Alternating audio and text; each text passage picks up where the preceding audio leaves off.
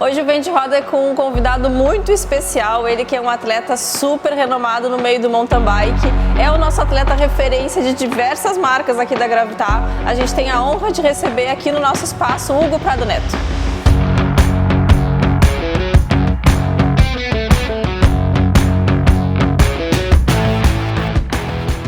Conta um pouquinho da sua história e qual foi o momento mais marcante da sua trajetória no ciclismo até agora.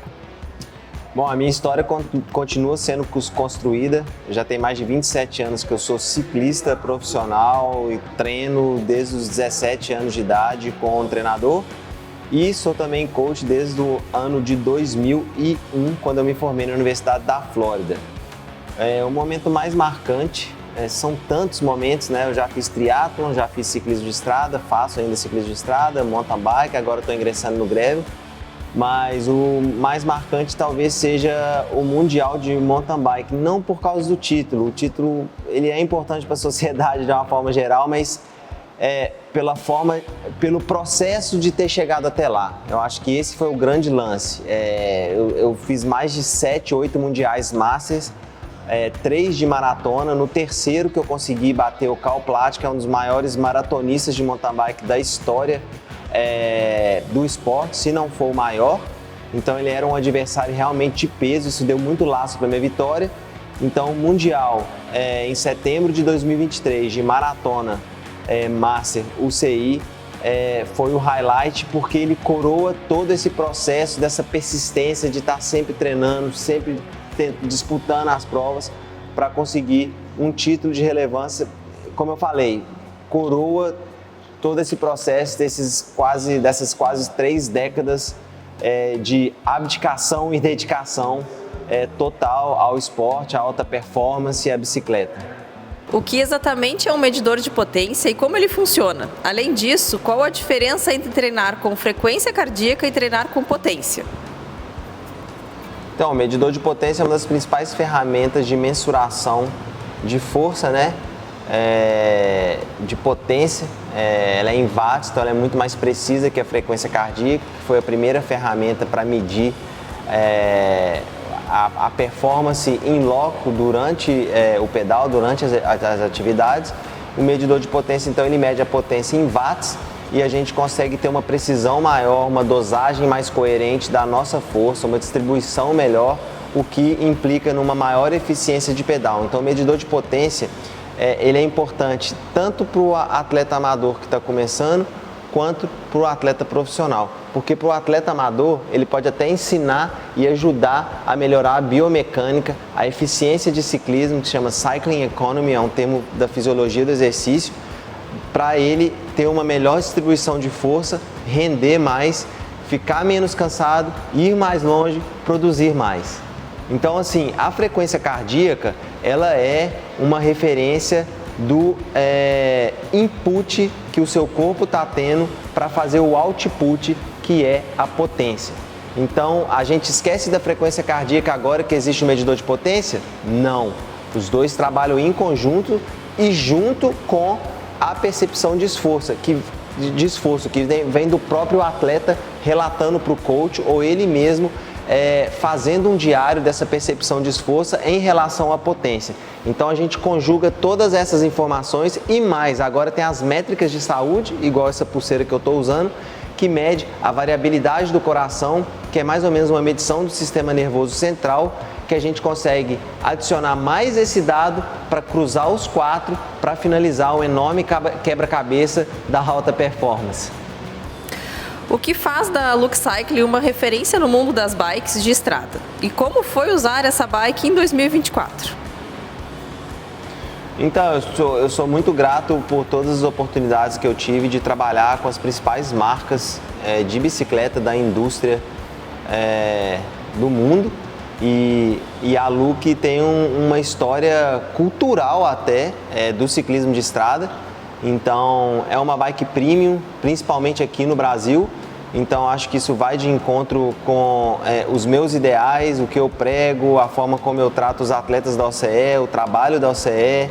Então, está sendo sensacional e eu tenho um histórico também com a Look, que eu fiz um curso de potência na Suíça com o Paul Koechli, que ele foi o manager do Greg LeMond e do Bernard Hinault naquela rixa que eles tiveram.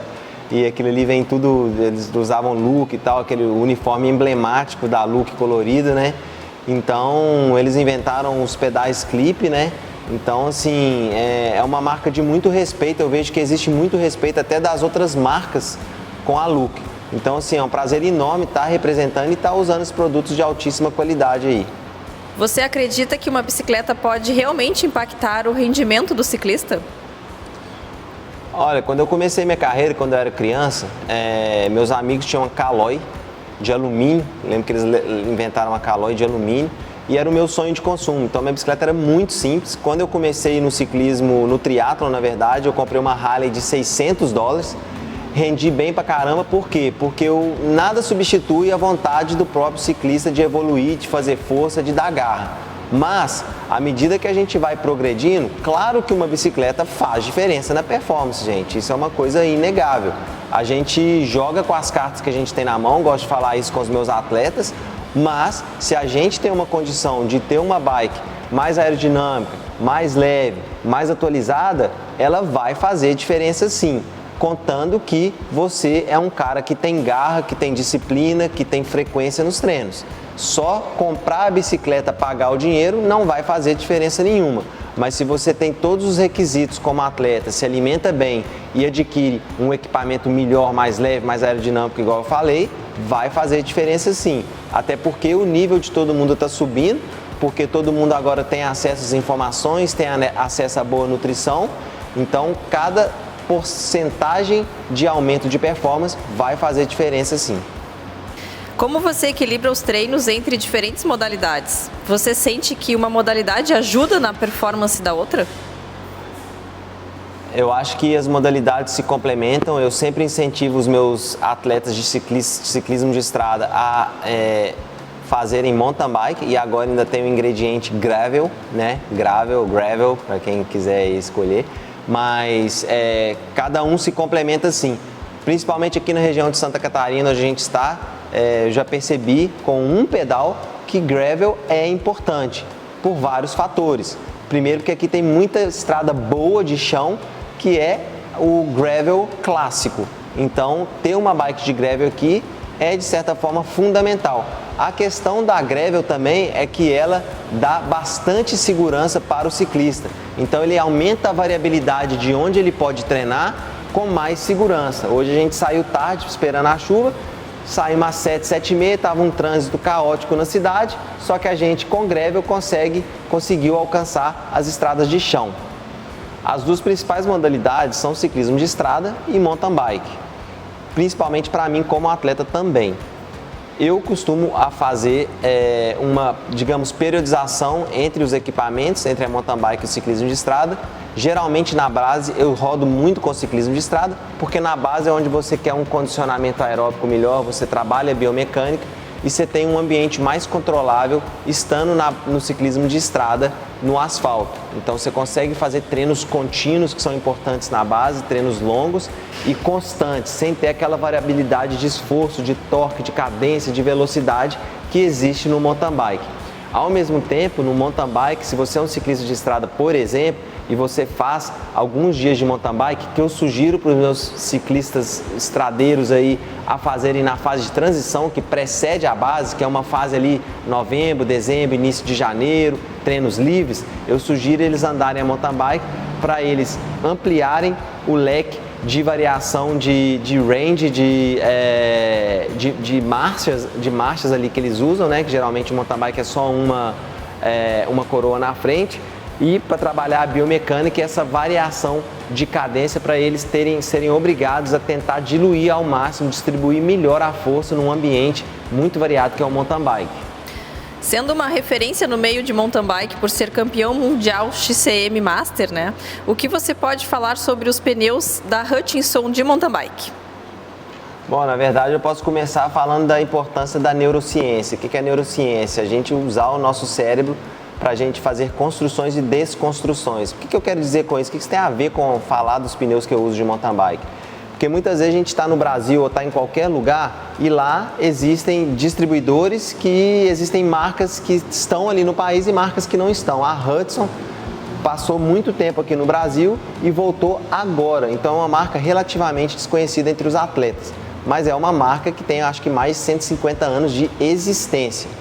Então, o que eu faço com a gama de pneus que tem ali disponível? Eu gosto muito de usar o Skeleton. O Skeleton eu estou indo para o Brasil, para o Cape Epic com ele, daqui a alguns dias. Ele é um pneu, eu valorizo muito rolagem, porque eu quero performance.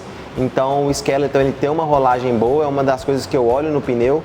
Eu olho o peso, mas não fico tão vidrado em ter um pneu extremamente leve, principalmente para provas de ultramaratona.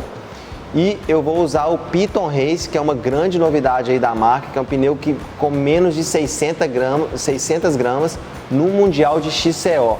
Então a gente tem que muito pensar para que eu vou usar esse pneu, quando que eu vou usar esse pneu.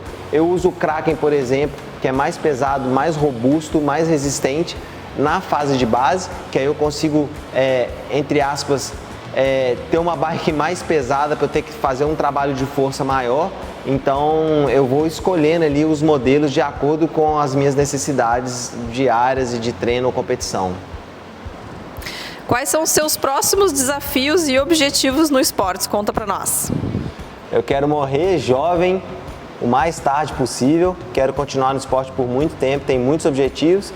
A curtíssimo prazo, daqui a um dia, é o UCI Gravel Series, que é uma classificatória para mundial. Eu tenho vontade de correr um mundial de gravel, que eu tinha um objetivo com os meus patrocinadores de tentar vencer o máximo de mundiais UCI em diversas modalidades. Já fui campeão de maratona, então ainda tem que perseguir gravel, XCO. Então esse é o objetivo. E daqui a 3 dias eu viajo para Cape Epic para competir no Tour de France do mountain bike, uma prova de 8 dias na África do Sul, a prova mais famosa que existe na história do mountain bike.